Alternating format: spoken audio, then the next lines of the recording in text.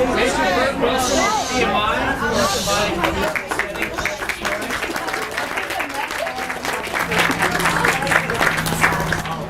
is Miles. I'm going to be guiding us through the program this morning. I'd like to welcome to the stage Pastor Tim Wilgus from Thaxton Baptist Church to give us our opening prayer. Thank you, Miles. Let's pray.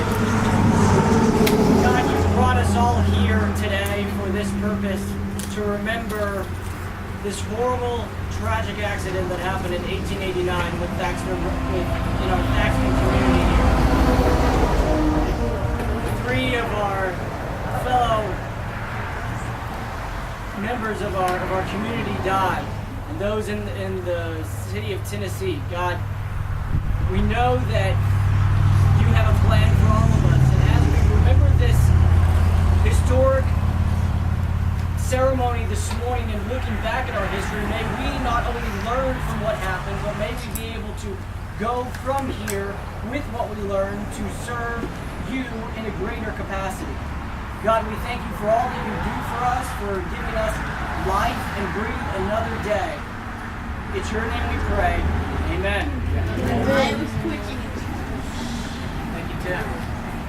Now I'd like to welcome to the stage Mike Hewlett with the Department of Historic Resources. He's going to give us an overview of the Historic Marker Program.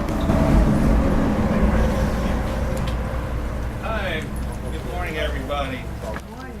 It's great to be here, and it's great to see such a wonderful turnout.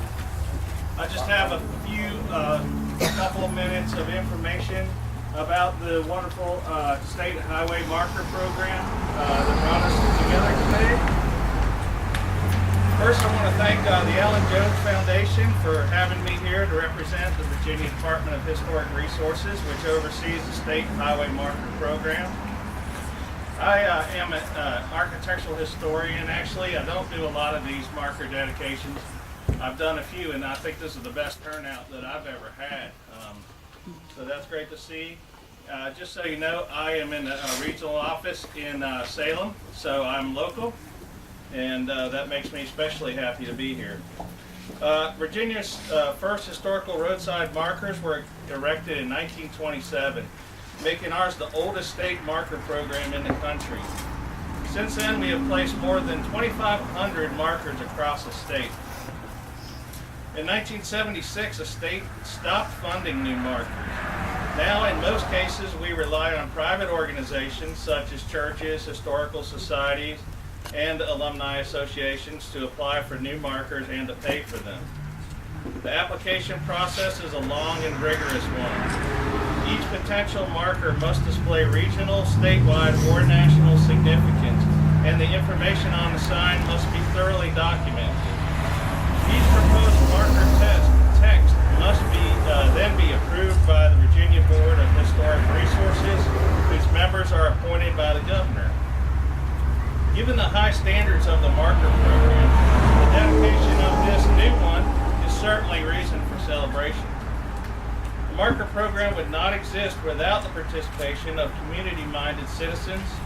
The Department of Historic Resources would like to thank everyone whose efforts helped bring this marker about, especially Alan Jones for funding this marker through his foundation. Also, Michael E. Jones, author of Lost at Thaxton, the dramatic true story of Virginia's forgotten train wreck, who worked closely with DHR throughout the approval process and was a wonderful advocate for the marker. Robert Barada and Andrew Beehorn for planning this dedication today. To the Virginia Department of Transportation for installing the marker. And we appreciate the commitment each of these individuals and organizations has made to the project of educating the public about Virginia's history. On behalf of the Commonwealth of Virginia, we are proud to share this special day and to present this marker commemorating the tragic 1889 Thaxton train wreck. Thank you very much.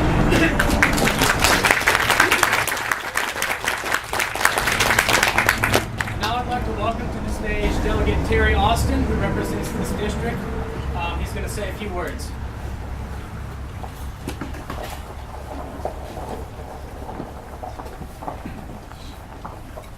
Good morning, everyone. everyone. It's my pleasure to be here today. This is a very monumental moment in the Thaxton district. 126 years ago, there was a train accident here. A lot of prominent individuals lost their lives. I think it's quite monumental that Mr. Jones from the Jones Management Group has brought the attention to this incident and the notoriety and the individuals who lost their lives, the fact that they would have gone on to do great things. Their companies were very prominent at the time. They were traveling to Paris and to England and to other parts of the world with interest. Mr. Steve, Mr. Marshall, Mr. Harland.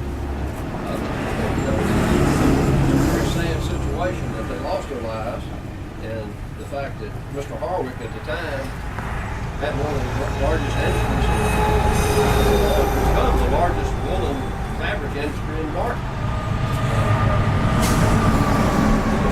It's very tragic that they lost their lives here in Virginia, and the fact that there's a monument placed in their memory in Tennessee today and has been there since right after this accident, and now that we will bring the attention in Virginia that is deserved of their contribution to industry and to society at that time.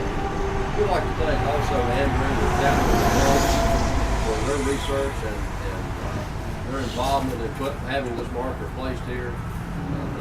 Captain Results does a great job, and Mr. Jones for his contribution to this notorious day. So thank you very much. It's my privilege to be here in my honor to represent the 19th House District. Thank you.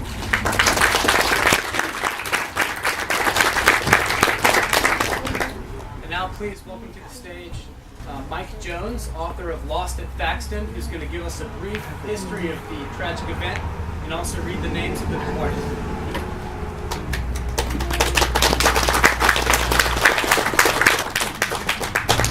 Good morning, everybody.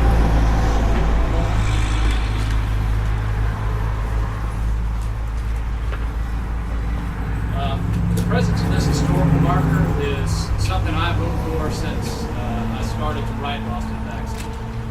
I'm very grateful to the many people who have contributed to making this marker a reality. I'd like to thank Alan Jones, Toby Pendergrass, and the entire Alan Jones Foundation for their financial sponsorship for the marker. I would also like to express my appreciation to everyone at the Virginia Department of Historic Resources and the Virginia Department of Transportation for their time and assistance on the project. Many thanks also to my family for their support during the process. And I'd like to thank the many people in the Thaxton community who have supported the effort to continue to mark record.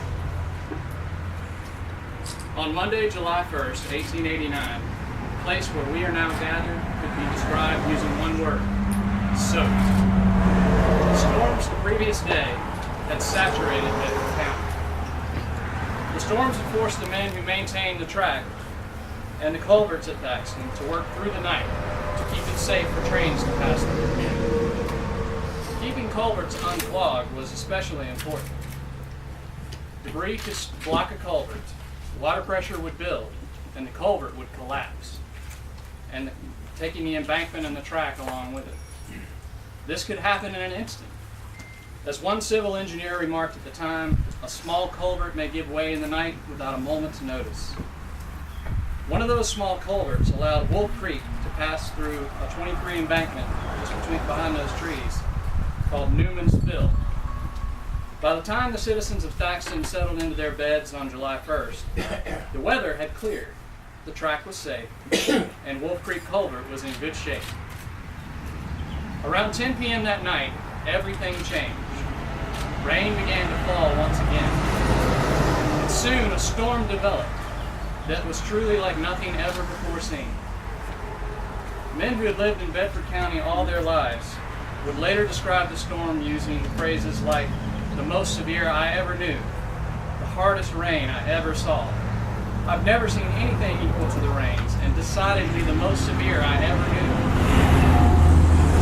Not long after the intense storm hit Thaxton, Norfolk and Western passenger train number 2 left Roanoke, a little over 20 miles from here. It was just before midnight, and there were over 70 people aboard. The train ran into several weather-related delays along its route to Thaxton. At Blue Ridge,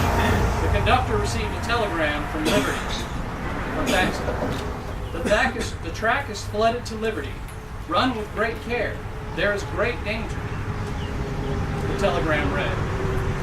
The warning was related to flooding to the east of Thaxton, between Thaxton and Liberty, which is now known as Bedford. The telegram was serious, and the men in charge of the train decided to take extra precautions along the way. After a final stop at Beaufort, now known as Montmouth, passengers and crew had 7 miles of darkness between Beaufort and Thaxton. At 1:25 a.m. on July 2nd, 1889, Norfolk and Western passenger train number 2 arrived at Wolf Creek, just a half mile from the station at Thaxton.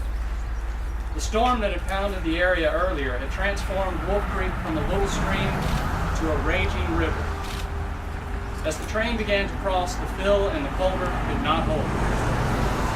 An enormous hole opened up under the train as the surge of water carried away clumps of saturated earth and the track lost its foundation.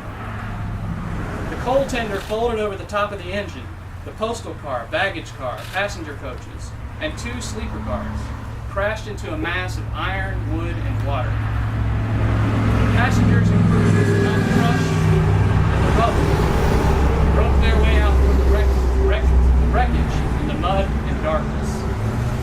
As some passengers and crew worked to free those who were trapped, a fire erupted in the wreckage.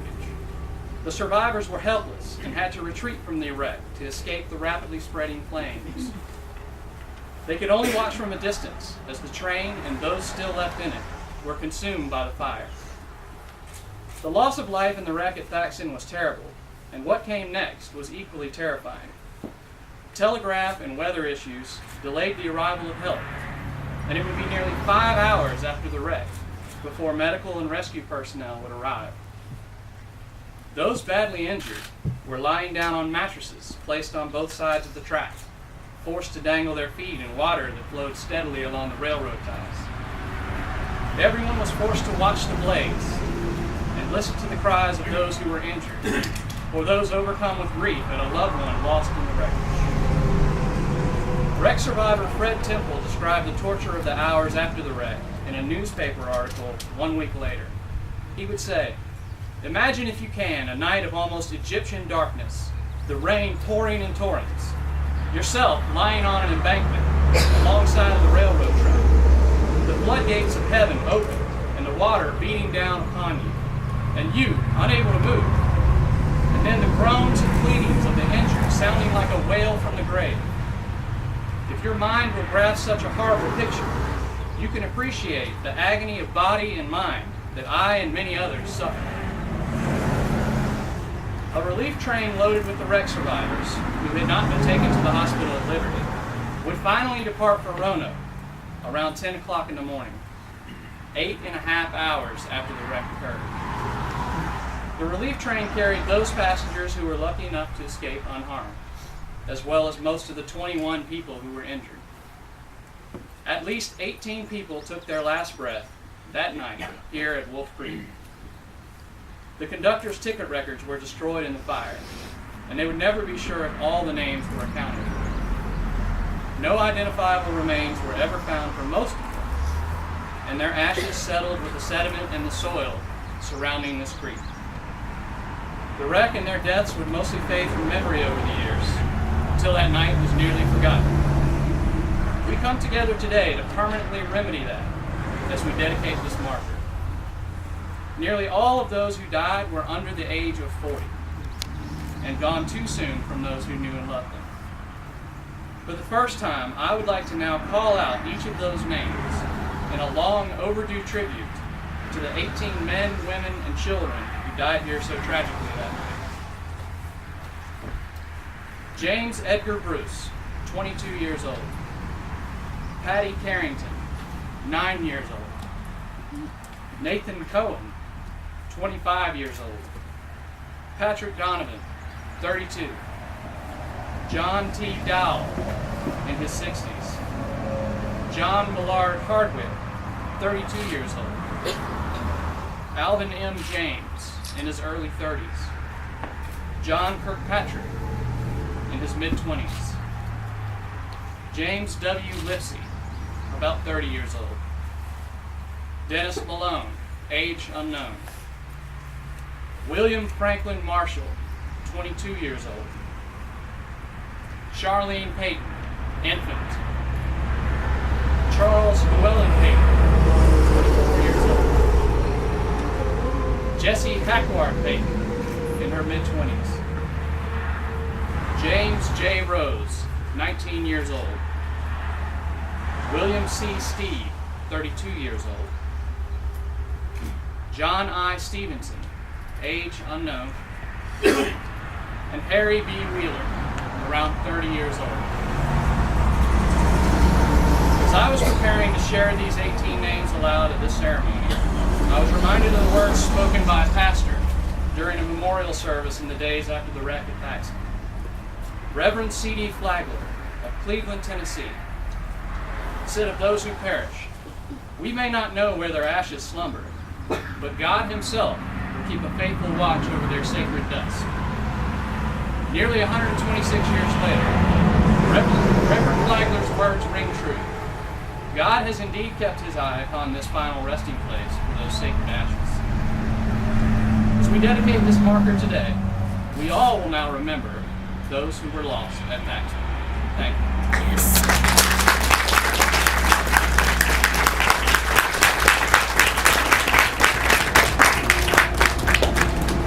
Now let's welcome to the stage the Honorable Tom Roland, Mayor of Cleveland, Tennessee. Thank you, and I'm particularly proud of our engineers over there from Thaxton Elementary. I'm sure. Yes. Delegate Austin, thank you for your welcoming to Commonwealth of Virginia. We feel very close to this area, obviously because we lost 3 of our prominent citizens here. 2 of them still remain here, buried here. So I consider this to be holy ground. Right. Also, I feel close to the area. Mayor Bowers and Roland and I serve as co-chair of the Tennessee-Virginia Amtrak Initiative. He's one up on us just recently. But it's so good to be here. I'm a railroad history buff, but not like Debbie and Mr. Jones and those who have written about this area. And it's time, Alan, that the area was marked and commemorated in this fine way that you're taking charge of today. It's my pleasure to introduce Alan. Let me tell you about Cleveland, Tennessee. Someone says, "Where's Cleveland?" And Alan says, "Halfway between Etowah and Etowah." if you could find that place. We are the city with spirit. That's our official nickname. But more recently, we've come to be known as the Little Big Town. And since then, a singing group has taken that name, and we'd be glad to share that with them. Little Big Town. In Cleveland, there is a obelisk, 15-foot marker, that commemorates the 3 lives of Cleveland who were lost in this tragic day. Very few people really realize what that marker was for. Some said it was a war memorial. It's right next to a Civil War marker. And until the unfortunate accident happened when a car careened into it and broke it in 2, the news media covered it very well and made people aware of just what the tribute was for. So we've been made aware because of that unfortunate incident. Sometimes good things happen from bad things. But we know now who that marker commemorates. Things seem to go in circles. Mr. Hardwick, who lost his life here, John Hardwick, was the son of C.L. Hardwick, who was the founder of the Hardwick Woolen Mill in Cleveland, which became later the largest woolen mill in the nation, manufacturer of fine clothing products. And I say it comes around in circles because Alan Jones is now the owner of Hardwick Woolen Mills, and he's evolved into a different class of material since I bought this blazer from Hardwick for about, Tommy, what, $29.95. And Mr. Jones has, mine's mother of plastic, his is mother of pearl. And I can't afford the one like he's wearing, but mine doesn't wrinkle it, his does. Alan is a philanthropist, bar none, in our city. Alan learned a lot from his dad, the late Bill Jones, who always taught Alan to give your share and then give more. and he truly lives that. Our community and other communities across the nation have benefited so much from Alan's generosity. I can stand here for a long time, but the food smells good and tell you about Alan Jones and those that have benefited from what he's done in his community. Alan is a history buff. He believes in preserving. He believes in preserving hometowns. Alan believes in keeping the memory of history alive. And you know, students, unless you know where you've been, you don't really know where you're going. So that's Alan's philosophy. I guess I could say I knew Alan when he was a little boy on a bicycle, and I was an adult, believe it or not.